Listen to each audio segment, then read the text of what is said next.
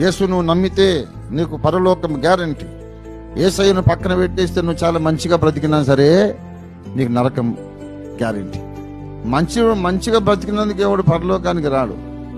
ఆ పక్షమందు యేసు చనిపోవడం వ్యర్థమే.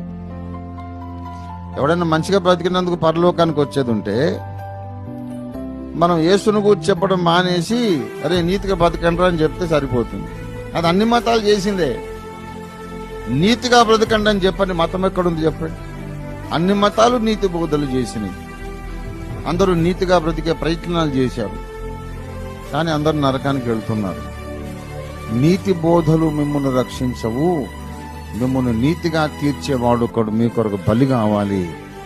ఆయన బలి అయి తిరిగి లేచినప్పుడు మీరు నమ్మి బాప్తిసం పొందినప్పుడు మీకు వ్యక్తిగతంగా రక్షణ వస్తుంది. ఇది క్రైస్తవ సువార్త. This is the Christian message.